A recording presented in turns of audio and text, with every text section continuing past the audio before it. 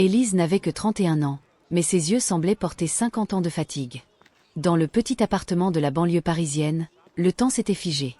Les murs, jaunis par la fumée et le silence, retenaient les cris étouffés d'un passé qu'elle essayait d'oublier. Chaque matin, elle préparait le petit déjeuner pour son fils, Léo, âgé de 8 ans, avec un sourire qu'elle dessinait comme une cicatrice sur son visage. Ce sourire était sa seule armure. Marc, son mari, rentrait tard. Toujours fatigué, toujours en colère. Les voisins ne disaient rien. Ils entendaient parfois des bruits, mais détournaient le regard. Dans ces quartiers, on apprend vite à ne pas se mêler des affaires des autres. Le soir, Élise rangeait la table, évitant le moindre son, le moindre mot qui pourrait provoquer la tempête. Elle savait reconnaître les signes, le silence trop long, le regard fixe, la main crispée sur le verre. Alors elle respirait doucement, comme si le moindre souffle pouvait déclencher l'explosion. Un jour, Léo rentra de l'école avec un dessin.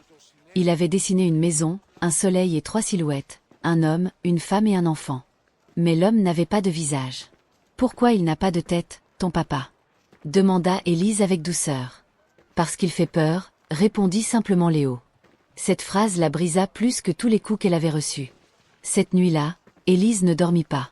Elle resta assise à côté du lit de son fils, écoutant sa respiration calme. Elle comprit qu'elle ne pouvait plus attendre que quelque chose change. Mais où aller? Avec quel argent? À qui parler? Le lendemain, elle prit un bus jusqu'à la mairie. Elle entra dans le bureau d'une assistante sociale, une jeune femme prénommée Claire. Élise avait les mains tremblantes, la voix brisée. « Je veux juste qu'il arrête. Je veux que mon fils n'ait plus peur. » Claire la regarda longuement, puis lui donna une carte. « Cet endroit peut vous aider. Ce sont des femmes comme vous. Vous n'êtes pas seule. » Mais rentrer chez elle ce soir-là fut plus dur que jamais. Marc était déjà là. Il avait trouvé le ticket de bus dans sa veste. Le regard qu'il posa sur elle glaça son sang. « Tu étais où, Élise ?» Elle mentit. Mauvais réflexe. Et ce fut cette nuit-là que tout changea. Les cris, les coups, le verre brisé. Puis un silence. À l'aube, Élise se regarda dans le miroir. Une trace violette sur sa joue, du sang sur sa lèvre. Et derrière, dans le couloir, Léo, les yeux grands ouverts. Il avait tout vu. Ce matin-là, elle prit une décision. Il partirait. Quoi qu'il en coûte. Cette nuit-là, il pleuvait sur la banlieue de Paris. Les gouttes frappaient contre les vitres comme un avertissement. Élise tenait la main de Léo et serrait un petit sac qu'elle avait préparé depuis des semaines. Un sac qu'elle cachait derrière la machine à laver, rempli de quelques vêtements, d'un carnet, et d'une photo d'eux sur la plage de Dieppe, un été avant que tout bascule. « On va partir, mon ange. Maintenant. » Léo hocha la tête sans un mot. Il ne posait plus de questions. Il avait compris. Ils sortirent sans bruit. Les escaliers sentaient l'humidité et la peur. Élise tremblait, mais son regard était fixe. À chaque pas, elle se disait que si la porte d'entrée grinçait, si une lumière s'allumait dans le couloir, tout serait fini. Mais la porte s'ouvrit. L'air froid les gifla, et soudain le silence devint liberté. Ils marchèrent longtemps sous la pluie. Pas de taxi, pas de bus à cette heure. Juste les lampadaires, la route vide et le bruit de leurs pas. Élise tenait son fils contre elle, le couvrait de son manteau, répétant à voix basse. « On y est presque, mon cœur, on y est presque. » Ils arrivèrent devant un vieux centre d'accueil pour femmes, celui dont Claire lui avait parlé. La porte était fermée, mais une lumière brûlait à l'intérieur. Élise frappa, d'abord doucement, puis plus fort. Une femme d'une 50aine d'années ouvrit. « Vous venez d'où, ma belle ? » ?»« De chez moi, enfin, non. Je n'ai plus de chez moi. » La femme hocha doucement la tête. Elle s'appelait Fatima, et elle savait ce regard-là, celui des femmes qui ont trop attendu pour fuir. Cette nuit-là, Élise et Léo dormirent sur un petit lit, dans une chambre blanche avec des rideaux bleus. Pas de cris, pas de verre brisé, pas de peur. Juste le silence. Et ce silence-là, pour la première fois, n'était pas effrayant. Les jours suivants furent flous. Entre les rendez-vous avec les assistantes sociales, les papiers, les promesses, Élise essayait de se souvenir de ce que c'était que de respirer sans trembler. Léo reprit l'école, dans une autre ville. Le matin, il partait avec son petit sac à dos bleu, et quand il se retournait pour lui faire coucou, Élise sentait son cœur battre de nouveau. Mais Marc n'avait pas disparu. Il la cherchait. Il appelait, laissait des messages. Puis un jour, une voiture noire s'arrêta devant le centre. Élise la vit par la fenêtre. Son cœur est figea. Fatima posa une main sur son épaule. Tu es en sécurité ici. Il ne peut pas entrer. Mais la peur restait tapie quelque part dans son ventre, comme une bête endormie. Une semaine plus tard, Élise fut convoquée au commissariat pour témoigner. Elle tremblait en entrant. Sur le mur, une affiche disait « Parler, c'est déjà se libérer ». Elle raconta tout. Les cris, les menaces, les nuits sans sommeil, les excuses qu'elle s'inventait pour cacher les bleus. À la fin, le policier posa son stylo, la regarda et dit « Vous êtes courageuse, madame. Vous avez fait le plus dur. Maintenant, laissez la loi faire le reste. » Ce soir-là, en sortant, Élise leva les yeux vers le ciel. Les nuages s'étaient dissipés, et un rayon de lune éclairait la rue. Elle prit la main de Léo. « Tu vois, mon cœur ? On y arrive. » Et pour la première fois depuis des années, elle y crut vraiment. Les mois passèrent. L'hiver s'installa lentement sur la banlieue.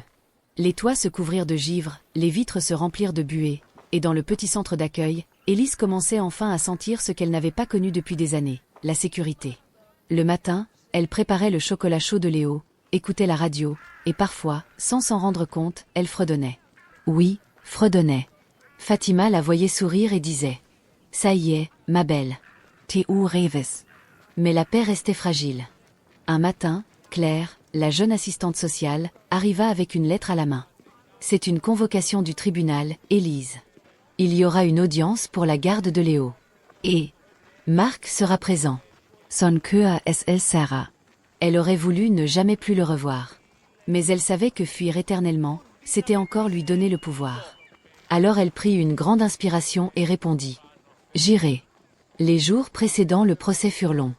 Les souvenirs remontaient, les cauchemars aussi. Chaque fois qu'elle fermait les yeux, elle revoyait ce regard plein de rage, cette main levée, ces mots qui tuaient plus que les coups. Mais à présent, il y avait autre chose, la voix de Léo. « Maman, quand tout sera fini, on ira à la mer ? Comme avant ? Oui, mon cœur. Mais cette fois, on n'aura plus peur des vagues. » Le matin de l'audience, Élise enfila sa vieille robe noire. Pas pour cacher ses cicatrices, elle n'avait plus de pouvoir. Mais parce qu'elle voulait avoir l'air forte. Devant le miroir, elle se dit « Tu as survécu. Maintenant, tu vas vivre. » Le tribunal était froid, impersonnel. Marc était là, vêtu d'un costume, le visage dur, les yeux pleins de mépris. Quand il la vit entrer, il eut ce petit sourire narquois qu'elle connaissait trop bien. Mais cette fois, elle ne baissa pas les yeux. Le juge parla longtemps. Les avocats aussi. Puis ce fut à elle. Sa voix tremblait au début, mais peu à peu elle retrouva le ton de la vérité. Pendant des années, j'ai cru que c'était moi le problème. Que si je faisais tout bien, il changerait. Mais on ne peut pas guérir quelqu'un qui refuse de se soigner. Je n'ai plus peur. Je veux juste offrir à mon fils une vie où il ne tremble pas à chaque bruit de porte. Le silence tomba dans la salle. Le juge, une femme aux cheveux gris, la regarda longuement, puis dit d'une voix ferme. « Madame, vous avez eu le courage que beaucoup n'ont jamais. Le tribunal statue en votre faveur. Vous obtenez la garde exclusive de votre enfant. » Les mots tombèrent comme une délivrance. Élise ferma les yeux. Léo serra sa main si fort qu'elle en eut les larmes aux yeux. Elle savait, ils étaient libres. Les semaines suivantes furent comme un printemps après un long hiver. Élise trouva un petit appartement dans le 14e arrondissement. Un lieu modeste, mais baigné de lumière. Elle trouva aussi un emploi dans une école maternelle. Elle aimait entendre les rires des enfants, des rires qui, cette fois, ne lui faisaient plus peur. Le week-end, elle et Léo allaient au marché. Il adorait choisir les pommes et les croissants. « Regarde, maman, c'est les mêmes que dans ton histoire. » Oui, sauf qu'ici, la fin est heureuse. Un soir, alors qu'ils rentraient chez eux, ils croisèrent un homme qui distribuait des tracts. C'était une association qui aidait les femmes victimes de violences conjugales.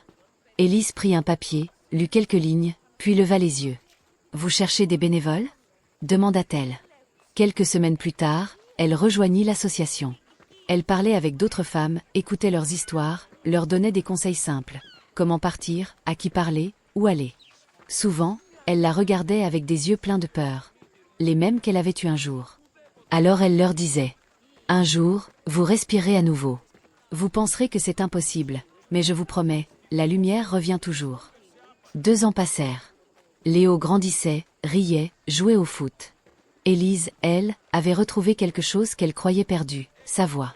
Un soir de printemps, elle fut invitée à témoigner à la télévision, dans une émission sur la reconstruction après la violence. Assise face aux caméras, elle ne tremblait plus. « Je m'appelle Élise. Pendant des années, j'ai eu peur. Aujourd'hui, j'ai compris que la honte n'était pas la mienne. Et si une seule femme, en écoutant mon histoire, trouve la force de partir, alors tout ce que j'ai vécu aura un sens. Quand elle rentra chez elle, Léo l'attendait avec un dessin. C'était une maison, un soleil, et 2 silhouettes, un garçon et une femme. Cette fois, les 2 souriaient. C'est nous, maman. Regarde, t'as vu? J'ai mis un cœur au-dessus. Oui, mon ange. C'est parfait. Un matin d'été, ils prirent le train pour la mer. La même plage qu'autrefois, mais un autre monde. Léo courait dans le sable, riait, lançait des coquillages dans l'eau. Élise, assise sur la serviette, ferma les yeux. Le vent sentait la liberté. Elle pensa à Fatima, à Claire, à toutes celles qu'elle avait rencontrées depuis. À toutes les femmes qui, comme elle, avaient cru que leur vie était finie, alors qu'elle ne faisait que commencer. Et dans ce souffle marin, elle murmura pour elle-même. Je suis libre. Enfin.